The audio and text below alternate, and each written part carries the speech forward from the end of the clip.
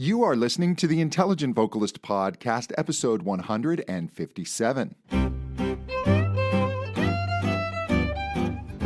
Welcome to the Intelligent Vocalist with John Henny. This is the podcast dedicated to help you be a smarter, better, more informed singer. And now, your host for the Intelligent Vocalist, John Henny. Hey there, this is John Henny. Welcome back to another episode of the Intelligent Vocalist. I do so appreciate you spending your precious listening time with me. Today, this marks, I think it has been nearly 3 months since I've had coffee, and I have not necessarily been enjoying it. I love coffee, but my caffeine intake was just way over the top, and I'm now on tea, which has caffeine, but I'm consuming far less than I was with coffee. First of all, I don't enjoy the taste of tea anywhere near as much as coffee, so that slows me down, combined with the fact that tea just has less caffeine, and I would drink strong coffee. It's interesting, I've been listening to the new audiobook by Michael Pollan called Caffeine. I believe it's not hasn't been released as a book. I don't know if he's planning on doing that later, but it's a short audiobook on Audible, and it's quite fascinating the way he ties in the growth of our civilization to the discovery and use of caffeinated plants, and the way that plants with caffeine have caffeine in the nectar. And this causes bees to prefer to go to these plants even when the nectar is not as fruitful as other nearby flowers. So the bees become enslaved to the caffeinated plant just as 90% of humanity is. So I'm still considering letting coffee back into my life. I just have to do it slow. It is an insidious addiction, I will tell you. Today I want to talk about a concept called brute force learning, and there's probably other names for it, but I saw this in a book I'm reading by Jonathan Levy, entitled The Only Skill That Matters, and he has created this super learner system, and he has different brain hacks for learning different things, for memorization, speed reading, etc. But he talked about a concept called brute force learning, which comes from the computer world, where let's say a hacker wants to break into a site. They will use brute force attacks of passwords, and they will have more than one computer create all different variations of passwords and just attack the website over and over until they find a combination that works just through sheer numbers. And applying this into the world of singing, I have found this concept actually very helpful for myself. If I think back to when I really made strides in my singing and my understanding, it was when I sourced different avenues for my education. Not just being stuck in one method or one teacher or one book, but approaching a concept from all different angles. And this can get tricky because in singing, you will sometimes find the voice guru syndrome. And this is something I always encourage people to avoid. No matter how much you love your teacher, don't let the teacher become an all-knowing guru.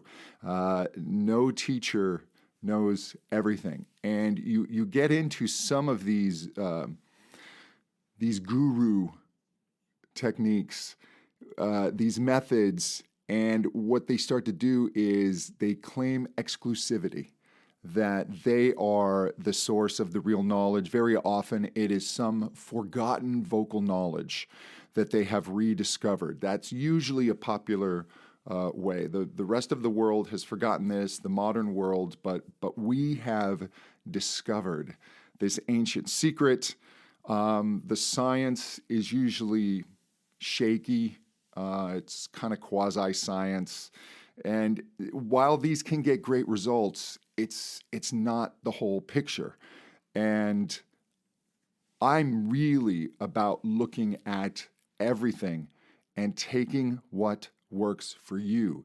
You really do need a whole variety of sources because you just don't know when it's going to click for you. And it's very often not one thing that will make it click. It's that combination.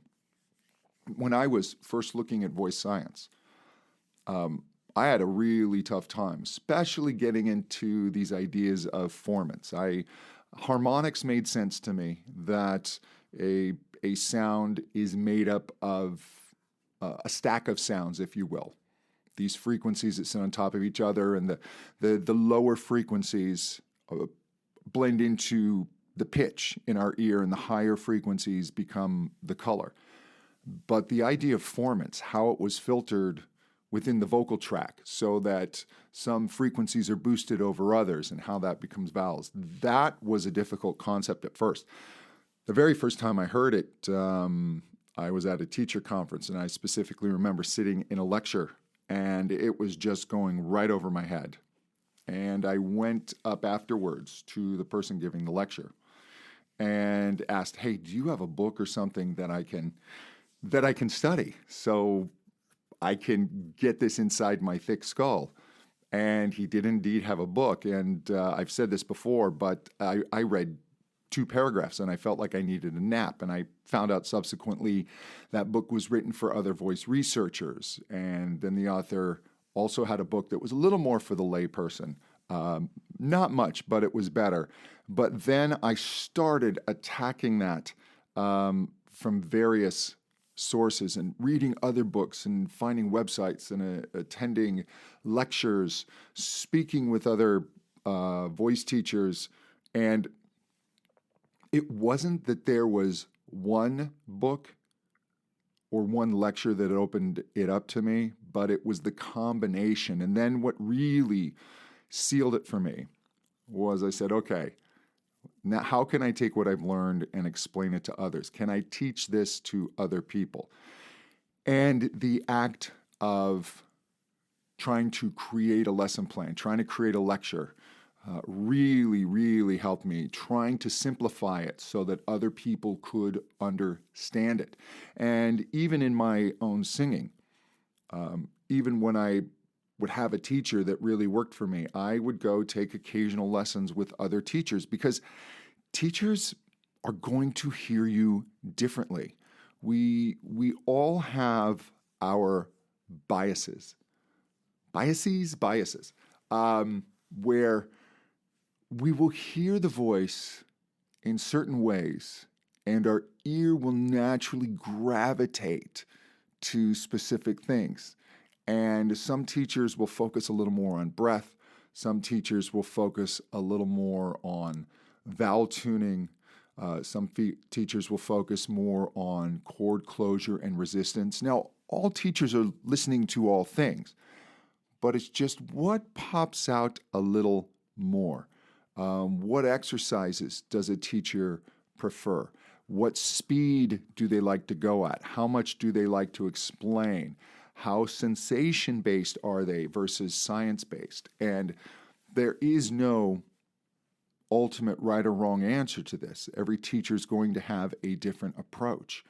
And you may take a lesson with a new teacher, that doesn't really rock your world, but you're going to get something out of it. Even if you just get this idea of, okay, that's not how I like to learn. That's something. But more than likely, the teacher is going to approach your voice in a way that's going to open things up for you. How many times has someone explained something to you that you've heard before, but they said it in a slightly different way that it just makes sense to you?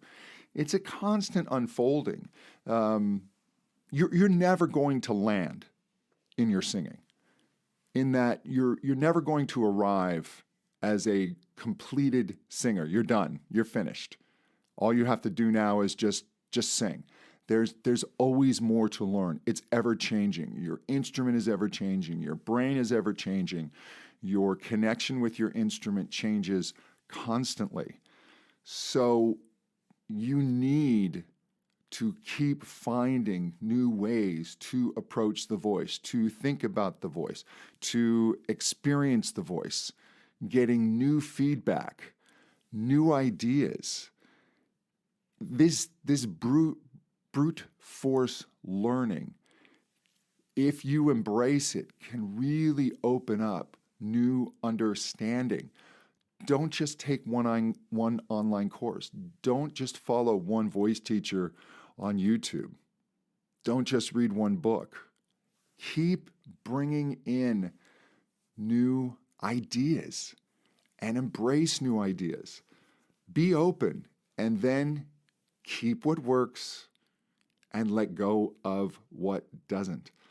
This is your journey. And ultimately, you are responsible for this journey. And the way that you connect with your instrument, the way that you understand your instrument is going to be unique. What makes sense to you is going to be unique. So I want you to embrace how you learn, embrace how you relate to your voice, embrace all types of knowledge and ways of looking at the voice. Seek out new teachers, new sources of information. Discuss singing with your colleagues. I just spoke with someone recently who, it's a group of singer-songwriters, and they will get together and listen to this podcast, and then they'll discuss the podcast and break it down. And I think that's a great way to learn, not just using my podcast, but just any source of information. Form a reading group and keep getting new sources and discuss them. And see what works for you. See what really starts to blossom in your singing and your understanding.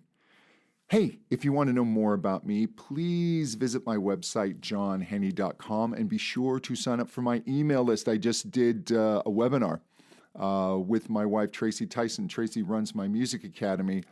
And this was a free Ask Us Anything that I only did for my email list. So you're going to want to be on my email list. And when you sign up, make sure that you opt in to get the emails. Finish that process, or I'm not going to be able to communicate with you.